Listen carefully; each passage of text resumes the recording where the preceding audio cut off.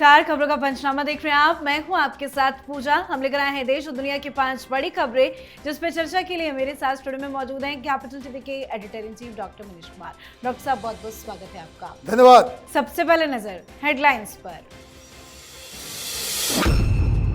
NEET विवाद के बीच PM Modi का बड़ा ऐलान, पेपर लीक के सभी मामलों की फास्ट ट्रैक कोर्ट में होगी सुनवाई। सीजेपी को सरकार ने दिया बातचीत का प्रस्ताव, संसद में भी सरकार चर्चा के लिए तैयार। मॉनसून सत्र चढ़ रहा हंगामे की भेंट, आज भी दोनों सदनों में जबरदस्त हंगामा। संसद परिसर में पेपर लीक पर बवाल, धर्मेंद्र प्रधान के इस्तीफे की मांग तेज। जंतर मंतर आंदोलन के बीच अभिजीत दीप के बीमार, सोनम वांगचुक का भूख हड़ताल तोड़ने से इनकार। बवाल के बीच कनॉट प्लेस में शाम होते बंद होंगे दुकान। ऑफिस और रेस्टोरेंट एनडीएमसी ने जारी की अर्जेंट एडवाइजरी। विपक्षी नेताओं ने ओम बिरला से की मुलाकात, कल्याण बनर्जी का निलंबन वापस लेने का किया आग्रह। बागियों पर फिर भड़के कल्याण, ममता बनर्जी ने दिल्ली आने का बनाया प्रोग्राम। अयोध्या में संत समाज की अहम बैठक, राम मंदिर दान चोरी पर चर्चा। भक्तों का विश्वास बहाल करने के लिए वीएचपी, आरएसएस और संतों के बीच मंथन। खबरों की शुरुआत में सबसे पहले बात पेपर लीक पर एक्शन में मोदी सरकार की। पेपर लीक मामले को लेकर जारी प्रदर्शन के बीच केंद्र सरकार एक्शन में दिख रही है। दरअसल पेपर लीक के मामले में औरंगाबाद और महाराष्ट्र के नागपुर, पश्चिम बंगाल के कोलकाता और मध्य प्रदेश के जबलपुर में दर्ज हुए हैं केसेस। ऐसे में केंद्र सरकार इन चारों जगहों पर फास्ट ट्रैक कोर्ट बनाने के लिए इन राज्यों के चीफ जस्टिस को पत्र लिखेगी। इन फास्ट ट्रैक कोर्ट में रोज सुनवाई कराई जाएगी, जिससे दोषियों को जल्दी से जल्दी सजा मिले। आज सुबह ही पीएम मोदी ने फास्ट ट्रैक कोर्ट के गठन की बात कही थी। ट्वीट कर पीएम ने कहा है कि युवाओं के भविष्य खिलवाड़ करने वाले किसी भी व्यक्ति को बख्शा नहीं जाएगा। पीएम मोदी के ऐलान के बाद से ही सरकार एक्शन में है।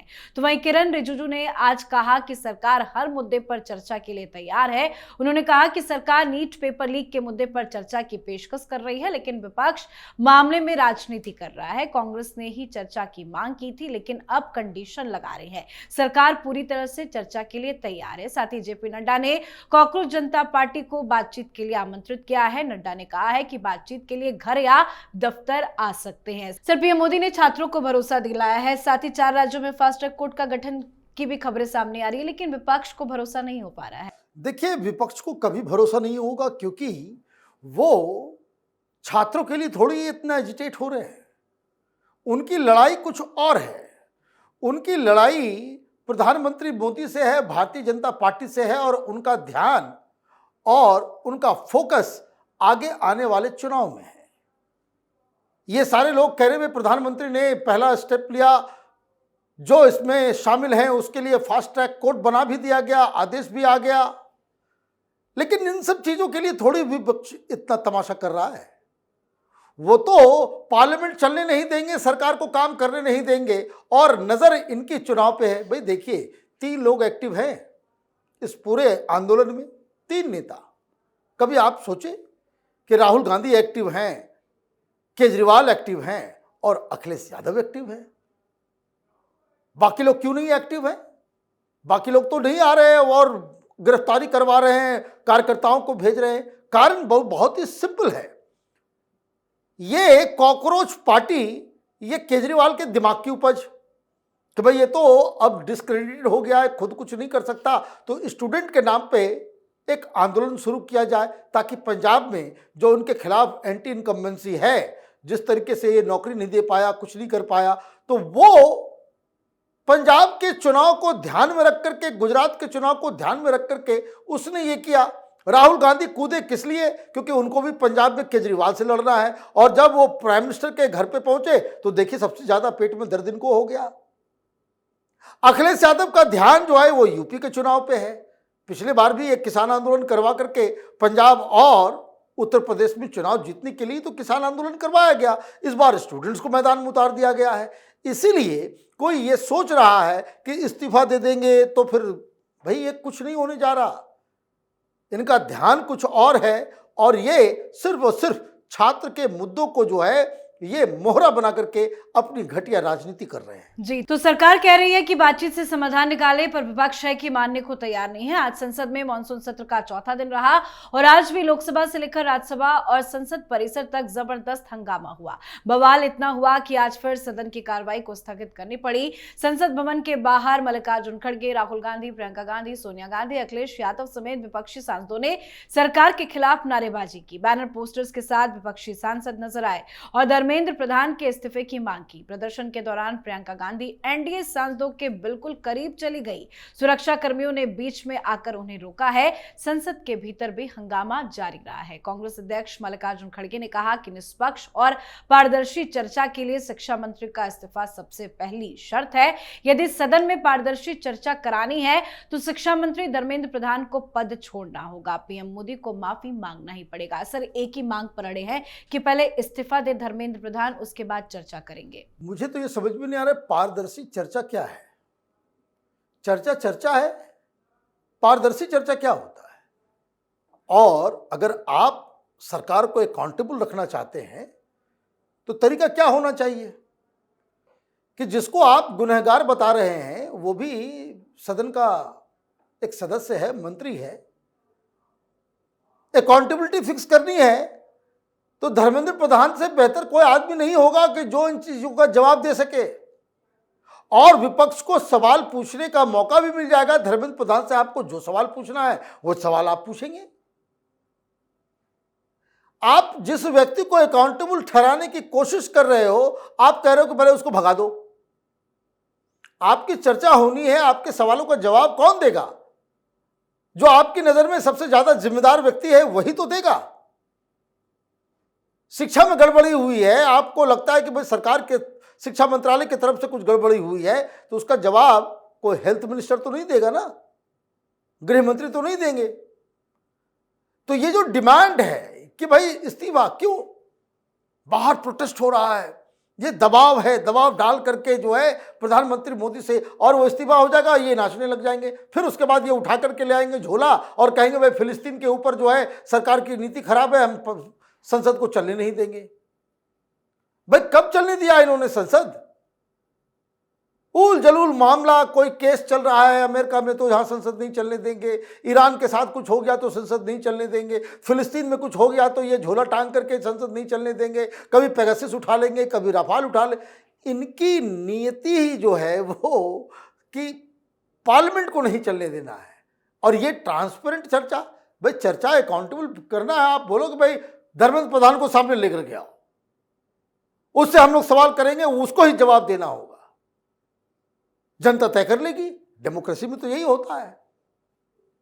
तो आप चीजों को रोकने के लिए उल जलूल तर्क और कुतर्क जो है आप कर रहे हो। जी, तो विपक्ष धर्मेंद्र प्रधान के इस्तीफे की मांग पर पूरी तरह से अड़ा हुआ है, जिसके चलते संसद की कार्रवाई बार बार बाधित हो रही है। तो वहीं जंतर मंतर पर कॉकरोच जनता पार्टी का प्रोटेस्ट जारी है। सोनम वांगचुक अस्पताल में भर्ती होकर भी भूख हड़ताल पर डटे हैं और शिक्षा मंत्री धर्मेंद्र प्रधान के इस्तीफे की मांग कर रहे हैं। अभिजीत दीप के बीमार बताए जा रहे हैं। तो वहीं जंतर मंतर पर आ रही भीड़ सवाल खड़े कर रही है। दिल्ली पुलिस के मुताबिक नई दिल्ली इलाके में इंटरनेट बंद होने के बावजूद जंतर मंतर और कनॉट प्लेस के इलाके टॉलस्टॉय मार्ग जनपद पर सबसे ज्यादा मैसेजिंग हो रही है।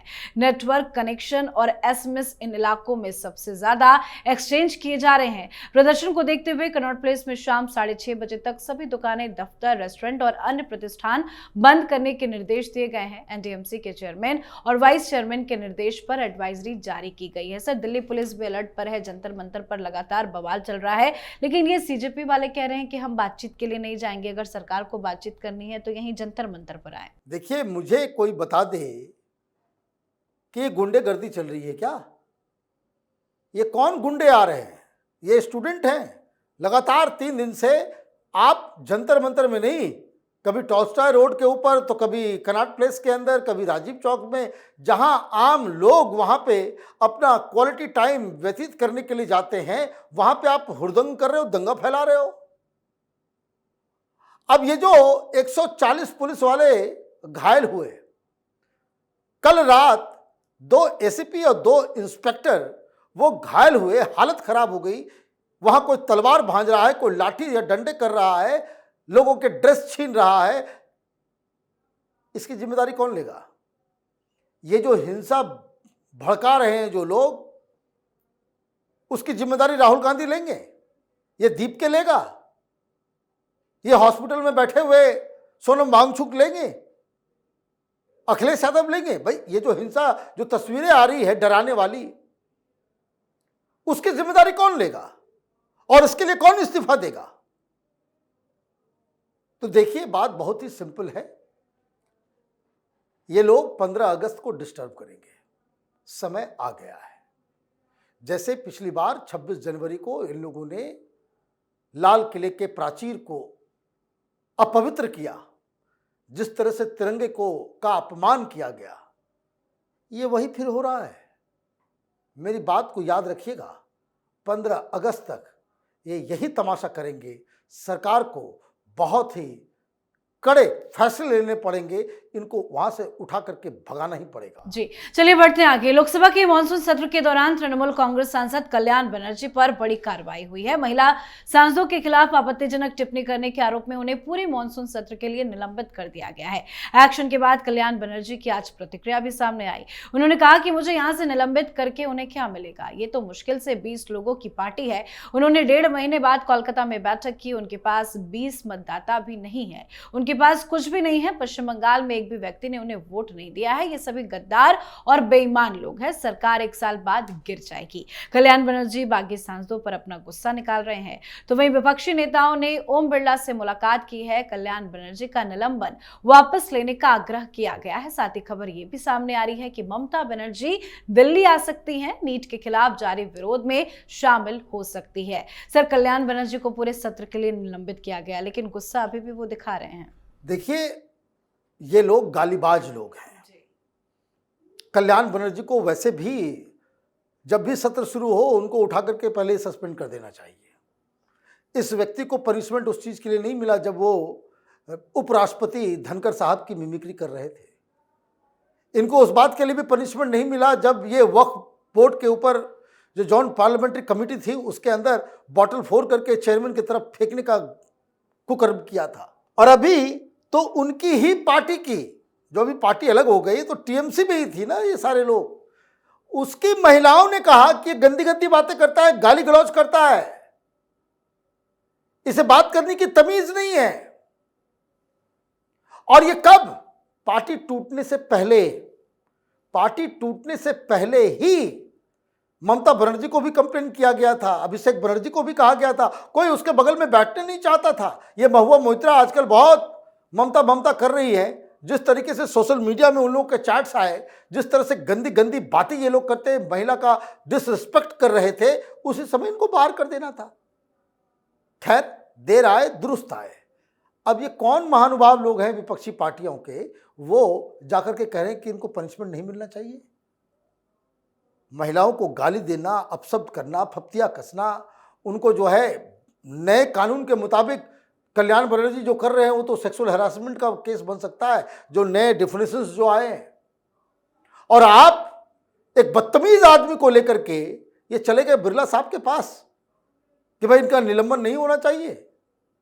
तो ये देखिए, कल्याण बनर्जी के ऊपर ये ओवर ड्यू था, उनकी पार्टी के लोग हैं। और ये कहना कि एक भी वोट उसके पास नहीं है, ये नहीं है, कुछ नहीं है, कायर हैं, गद्दार हैं, दे आर पीपल्स रिप्रेजेंटेटिव। उनको अगर आप गाली दे रहे हो, आप उन तमाम लोगों को गाली दे रहे हो जो उनकी कंस्टिट्यूंसी की, ये लोकसभा है, ये लोकसभा है। जनता को गाली देना आपने शुरू कर दिया। ये देखिए कि कितना अहम, कितना अहंकार, कितना दम्भ है इन लोगों में। ये सब अंधे हो चुके हैं।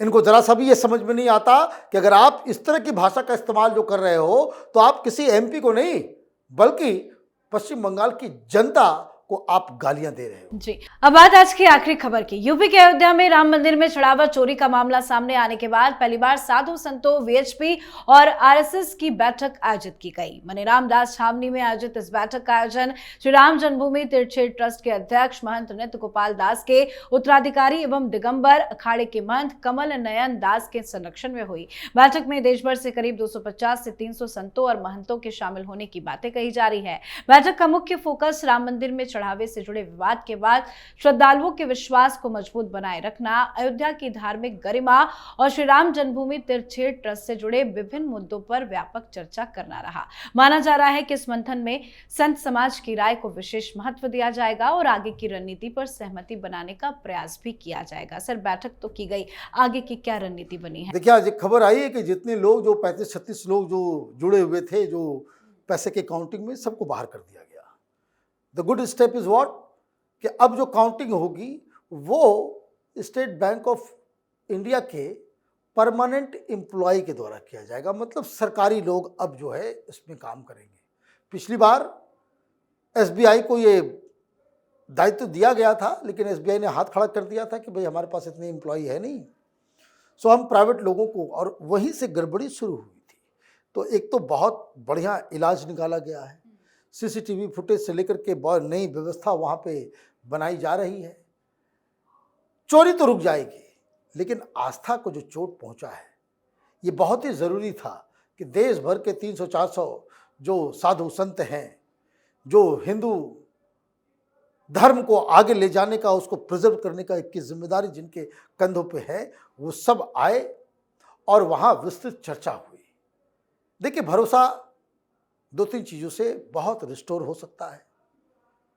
जो ट्रस्ट के लोग हैं उनसे इस्तीफा ले लीजिए, चंपत राय हो या फिर कोई और हो, अनिल मिश्रा हो या गोपाल राव हो, ये सारे लोग, जिन लोगों के हाथ में वहाँ की रिस्पॉन्सिबिलिटी थी, जो कोई भी कुछ वहां पे कर रहा था, ये सब के सब को हटा दीजिए। लोगों का मनोबल भी बढ़ जाएगा और ये साफ संदेश जाएगा कि यहां करने वाले लोग, उसमें खोट था, प्रबंधन में खोट नहीं है, ट्रस्ट में खोट नहीं है। तो होता भी है कि क्या हो कि भाई घर में कभी कभी चोरी हो जाती है, लेकिन क्या करते हैं उसके लिए, उसको कैसे रिस्टोर किया जाए, ये उस तरह की व्यवस्था सरकार आपकी है। सरकार ऑलरेडी इन चोरों के खिलाफ काम कर रही है।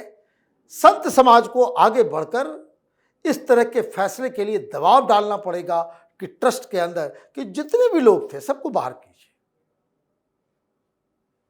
जिन लोगों ने इसमें भूमिका निभाई और जिन लोगों ने भूमिका नहीं निभाई, जानते हुए भी चुप्पी साध रखी, वो सब गुनहगार हैं। तो लोगों की आस्था जो है वो वापस पुनः स्थापित हो जाएगी। जी, बहुत बहुत धन्यवाद सर समझाने के लिए। धन्यवाद। तो खबरों का पंचनामा में आज के लिए फिलहाल इतना ही। देश विदेश की बाकी खबरों और उनके सटीक एनालिसिस के लिए देखते रहिए कैपिटल टीवी। हमें लाइक कीजिए, शेयर कीजिए और कैपिटल टीवी को सब्सक्राइब कीजिए। नमस्कार।